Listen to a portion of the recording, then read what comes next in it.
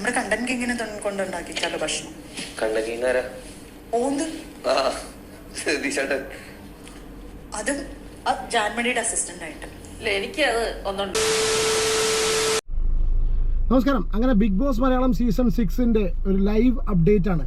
നിങ്ങളിപ്പോൾ first കണ്ടിട്ട clip അടിപൊളി ഒരു പണി വരാൻ പോവാണ് രതീഷിന്. അതായത് രതീഷിൻ്റെയാണ് എല്ലാ കാര്യങ്ങളിലും ഇപ്പോൾ നിറഞ്ഞു നിൽക്കുന്നത്. സംഭവം എന്ന് വെച്ചാൽ ഇപ്പോൾ റൂൾ ബുക്ക് വായിച്ചു. ഈ നിങ്ങൾ ലൈവ് കണ്ടവർക്ക് വളരെ ക്ലിയർ ആയിട്ട് അറിയാട്ടോ. ഇപ്പോൾ റൂൾ ബുക്ക് വായിച്ചതിൽ പവർ റൂമിൻ്റെ അതിൽ ക്യാപ്റ്റൻ്റെ പവറും അതിനുള്ളിലുള്ള മെമ്പേഴ്സിൻ്റെ പവറും കാര്യങ്ങളും എല്ലാം വായിച്ചതിന് ശേഷം പവർ റൂമിലുള്ള ആൾക്കാർ തമ്മിലായിട്ടുള്ള ഉണ്ടായിട്ടുള്ള ഒരു ഡിസ്കഷനാണ് നിങ്ങളിപ്പോൾ കണ്ടത്. ഈ ഡിസ്കഷൻ്റെ മാസ്റ്റർ മൈൻഡ് ശ്രീരേഖയാണ് കേട്ടോ. 2 ദിവസം ഇന്നലെ തന്നെ നമ്മൾ കണ്ടതാണ്. അതായത് ക്യാപ്റ്റനെ തിരഞ്ഞെടുക്കുന്ന സമയത്ത് സിജോവും പിന്നെ അസി, അതായത് റോക്കിയും രണ്ടുപേരും കൂടി ഗ്രൂപ്പായിട്ട് നിൽക്കുന്ന ആ ഒരു ഗ്രൂപ്പ് പൊളിച്ചിട്ട് അർജുനെ ക്യാപ്റ്റനാക്കിയിട്ടുള്ള ആ ഒരു മാസ്റ്റർ മൈൻഡ് ശ്രീരേഖയുടെയാണ്. ആ സെയിം ശ്രീരേഖയുടെ രണ്ടാമത്തെ മൂവാണ്. അതായത് ശ്രീരേഖ പറഞ്ഞെന്താ വെച്ചാൽ ഈ പവർ ഇവർക്ക് ഈ പവർ റൂമിലുള്ള ആൾക്കാർക്ക് അവരുടെ എന്തെങ്കിലും ജോലി മറ്റുള്ളവരെ കൊണ്ട് ചെയ്യിപ്പിക്കാം. ഓക്കെ, അതിനുവേണ്ടി അവർ 2 കാര്യമാണ് ചെയ്തിട്ടുള്ളത്. ഒന്ന് എന്താണെന്ന് വെച്ചാൽ ഫസ്റ്റ് ആദ്യം ചെറിയ സംഗതി ആദ്യം പറയാം. ജിൻഡോനെ കൊണ്ട് ചായ ഉണ്ടാക്കിപ്പിക്കുക. അവർ പറയുന്നു നാളെ അവർക്ക് ചായ ഉണ്ടാക്കാൻ വയ്യ, അപ്പോൾ സ്വാഭാവികമായിട്ടും ജിൻഡോ ചായ ഉണ്ടാക്കേണ്ട ഒരു സിറ്റുവേഷൻ വരും. ഒന്നത്.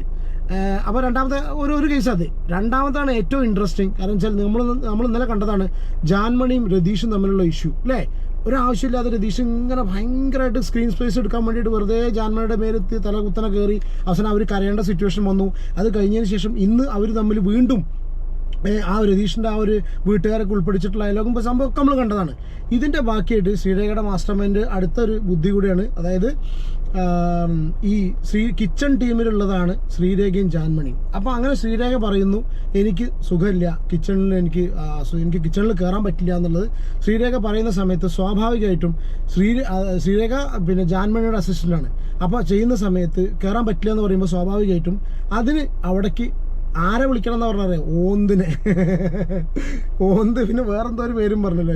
മിസ്സായിപ്പോയി. നമുക്ക് ഓന്തിനെ വിളിക്കണം. കണ്ടന്റ് കിങ്, അതെ കണ്ടന്റ് കിങ് അല്ലെങ്കിൽ ഓന്തിനെ വിളിക്കണം എന്നാണ് അവർ ഈ ഒരു ഡിസ്കഷൻ്റെ ആയിട്ടുള്ള സംഭവം. ഇൻട്രസ്റ്റിംഗ് ആയിരിക്കും. ഇത് ഇവർ ക്യാപ്റ്റനോട് അവതരിപ്പിച്ചു, അതായത് അർജുനോട് അവതരിപ്പിച്ചു.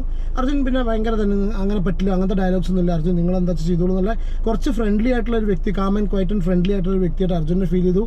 അർജുൻ വെൽക്കം ചെയ്തു. അവരിനി ഇത് എക്സിക്യൂട്ട് ചെയ്യാൻ പോവാണ്. അപ്പോൾ ജിൻഡോ ആണ് ഇനി ചായ ഉണ്ടാക്കാൻ പോകുന്നത്. ഇനി പിന്നെ ജാൻമണി അസിസ്റ്റ് ചെയ്യാൻ പോകുന്നത് രതീഷാണ്. അപ്പോൾ അവർ പറയുന്നുണ്ട് നമുക്കൊരു ഫണ്ണായ രീതിയിൽ ജാൻമണി ഭയങ്കര ഹാപ്പിയായി. അതായത് നമുക്കൊരു ഫണ്ണായ രീതിയിൽ മുന്നോട്ട് കൊണ്ടുപോകാൻ കാര്യങ്ങൾ എന്ന് പറയുന്നുണ്ടെങ്കിൽ കൂടി അവർ പറയുന്നുണ്ട് നമുക്ക് എന്തെങ്കിലും കാര്യങ്ങൾ ഇവരെ കൊണ്ട് ചെയ്യിപ്പിക്കാം എന്ന്.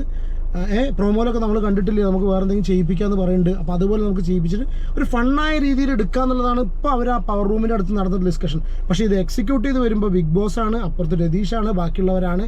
പ്രത്യേകിച്ച് സിജോ ഇത് ഏറ്റുപിടിക്കും.